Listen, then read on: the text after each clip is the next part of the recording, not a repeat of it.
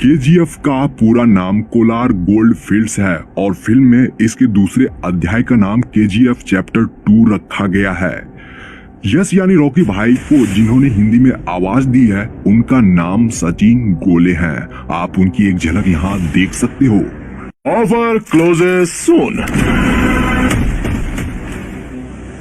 KGF chapter 2 के director Prashanth Neel sir ने Kolar gold fields में सोने की खानों को दिखाने के लिए हाईटेक टेक्नोलॉजी के साथ साथ वीएफएक्स यूज किए थे।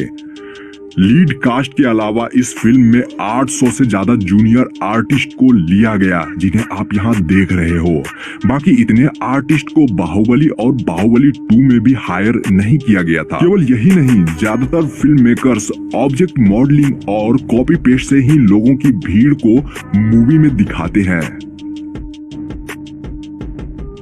एरी एलेक्सा SXT जैसी हाई डेफिनेशन कैमरे को सिनेमेटोग्राफर भुवन गोंडा ने कंधे पर रखकर सारे एक्शन सीन शूट किए थे ताकि शॉट परफेक्टली लिया जा सके। इतना ही नहीं, इस एक कैमरे का वजन ही 40 किलोग्राम है। वैसे इस फिल्म में 150 से ज्यादा कैमरे यूज हुए हैं जिन्हें डिफरेंट एंगल दिखाने के लिए इस्तेमाल किया गया था। मैं आपको बता दूं कि भुवन गोंडा सर डायरेक्टर साहब के पसंदीदा सिनेमेटोग्राफर हैं। उन्होंने केजीएफ चैप्टर 1 को बनाया था। इसके अलावा प्रभास के साथ उनकी अगली फिल्म सालार में भी भुवन गोंडा ही सिनेमेटोग्राफर हैं। फिल्म के कॉस्ट्यूम डिजाइनर नवीन शेट्टी है। इनके अलावा योगी जी राज भी थे। आप उन्हें और उनकी टीम को कलाकारों को कॉस्ट्यूम पहनाते हुए देख रहे हो। यहाँ उनके द्वारा अधीरा यानी संजय दत्त को तैयार किया जा रहा है। मैं आपको बता दूं कि उनके सूट का वजन यानी अधीरा के सूट का वजन ही 25 किलोग्राम था, जिसमें लेदर, कॉटन, जूट इत्यादि यूज किए गए हैं उस कपड़े को बनाने में। श्रीनिधि शेट्टी और यश का कॉस्ट्यूम डिजाइन सानिया सरधारिया ने किया है। उन्होंने लीड कास्ट को मॉडर्न और रेट्रो लुक बखूबी और पूरे परफेक्शन के साथ दिया था, तभी तो इस फिल्म के लुक से लेकर स्टाइल तक फेमस हो गए हैं। वैसे तो फिल्मों में कार चेजिंग सीक्वेंस को वीएफएक्स स्टूडियो में ही शूट करके दिखाया जाता है, बट इस फिल्म में ओरिजिनलिटी का पूरा ध्यान रखा गया था। यहाँ पर आप जिस कार को देख रहे हो जिसमें कि रॉकी रीना को बचाने जाता है, दरअसल यह फोर्ड मुस्तांग 1969 है जो कि काफी महंगी कार है। मुख्यतः केजीएफ चैप्टर 2 फिल्म की शूटिंग कोलार गोल्ड फील्ड्स के अलावा बेंगलुरु, हैदराबाद और मैसूर में शूट किया गया है, जिसके बारे में आप आगे जानोगे। वैसे तो मूवी में कोलार गोल्ड फील्ड्स के कुछ ही डिस्टेंस पर रॉकी का रॉयल प्लेस था, बट असल में उनके घर को दिखाया जो गया है वह लोकेशन हैदराबाद के ताज फलकनुमा पैलेस का है। बट फिल्म में हमें ये दोनों चीज एडिटिंग के जरिए एक साथ यानी अगल बगल में दिखाई गई थी। मूवी का यह सीन उस समय का है जब रॉकी को देखकर लगता है कि वह अब सब कुछ हार चुका है, बट वह इनायत अली से डील करने दुबई चला जाता है। तो वहां जो बीच वाली लोकेशन पर यह वाली शूटिंग आप देख रहे हो वह एक्चुअली इंडिया का ही लोकेशन है। कर्नाटक के पाडुकेरे बीच के मलपे में इस वाले सीक्वेंस की शूटिंग हुई थी।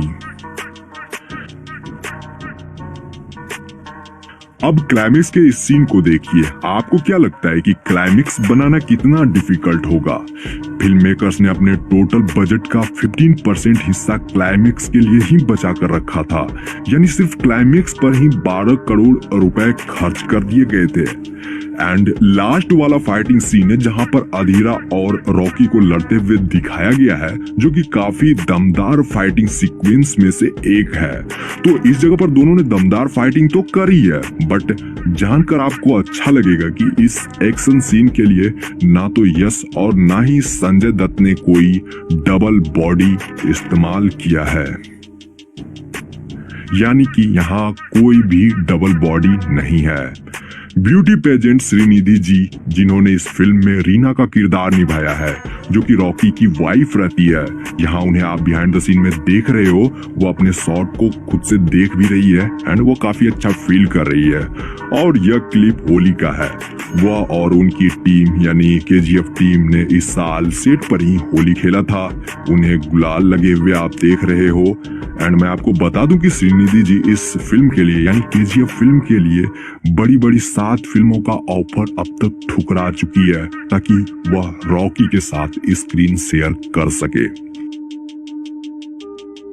क्लाइमेक्स का यह धांसू सीन है जिसके शॉट्स और रील आजकल खूब वायरल हो रहे हैं। यह सीन फिल्म में आपको कुछ ऐसे दिखाया गया था। यहाँ पर रॉकी खतरनाक लुक में मिनिस्टर को मारने पहुंचता है। तो फिल्म में दिखाए जाने वाला यह सीन एक रियल लोकेशन का है, यानी कि इसे वीएफएक्स स्टूडियो में बनाया नहीं गया था, बल्कि यह लोकेशन मैसूर के इन्फोसिस कैंपस का है जो कि कर्नाटक में स्थित है। इस जगह पर AK-47 की ढेर लगी हुई है और यहाँ पर कुछ पुराने जमाने की जीप और एम्बेसडर कारें भी दिख जाएगी आप लोगों को। तो यह इसी शूटिंग लोकेशन का BTS है। यह इन्फोसिस कैंपस मैसूर का बाहरी एरिया है। इस जगह हैंडसम रॉकी भाई का प्राइम मिनिस्टर रमिका सेन से पहली मीटिंग होती है जिसका BTS आप यहाँ देख रहे हो। इस जगह पर रॉकी रेड कलर के सूट में नजर आए थे जो कि इन दिनों काफी ट्रेंड कर रहा है। इस तरह के कॉस्ट्यूम, इस तरह का आउटफिट आजकल लड़के खूब पसंद कर रहे हैं। यहाँ वो काफी हैंडसम लगे हैं। तो मैं आपको बता दूं कि यह इन्फोसिस कैंपस मैसूर के अंदर का ही एरिया है। पहले बाहर वाला एरिया जो आपको मैंने अभी दिखाया एंड ये उसके अंदर का है। ये काफी प्राइम लोकेशन है। आप इस जगह को देखकर भी खुद समझ सकते हो। आप लोग यह लोकेशन देख रहे हो, असल में यह KGF यानी कोलार गोल्ड फील्ड्स का लोकेशन है। इसी जगह पर मूवी का 50% हिस्सा बना है। यह कर्नाटक के कोलार में ऐसी एक असली जगह है। यहाँ पर सच में सोने की बहुत सारे खदानें थी कभी। तो KGF चैप्टर 1 और KGF चैप्टर 2 की पूरी स्टोरी कोलार गोल्ड फील्ड्स में बनी सोने की खदानों पर आधारित है। यह लोकेशन बेंगलुरु से लगभग 100 किलोमीटर की दूरी पर स्थित है एंड KGF चैप्टर 2 का भी सेट यही है। वैसे तो KGF की स्टोरी काल्पनिक है, लेकिन कहीं न कहीं इसे आप लोग रियल कोलार गोल्ड फील्ड से रिलेट कर पाओगे। साल 1981 की प्राइम मिनिस्टर रमिका सेन यश को इंडिया का सबसे खतरनाक क्रिमिनल बताकर उनके खिलाफ डेथ वारंट सिग्नेचर करती है। लेकिन उससे पहले यश गरुड़ा को मारकर कोलार गोल्ड फील्ड के ऊपर अपना साम्राज्य खड़ा कर लेता है और फिर कोलार गोल्ड फील्ड से निकलने वाले सोने को अपनी मन मर्जी कीमत पर वह बेचता है। रियलिटी से भी आप लोगों को रूबरू करवाऊं तो 1979, 1980 और 1981 में गोल्ड की रेट बहुत तेजी से बढ़ी थी। 1902 में कोलार नामक इस जगह पर गोल्ड माइनिंग शुरू हुई थी। माइनिंग के लिए बड़े बड़े इक्विपमेंट्स लगाए गए थे। उस समय ब्रिटिश की हुकूमत थी जिससे कि उन्होंने भारत में गोल्ड माइनिंग के लिए एक डैम बनवाया जिसे कावेरी डैम कहा जाता है। तो इस डैम से काफी मात्रा में बिजली उत्पादन की जाती थी। मैं आपको बता दूं कि तब एशिया में कुछ ही चुनिंदा देशों में इलेक्ट्रिसिटी जैसी कोई चीज आई थी, जिसमें सबसे फेमस था जापानी पावर हाउस जो कि आसपास के देशों को बिजली प्रोवाइड करता था।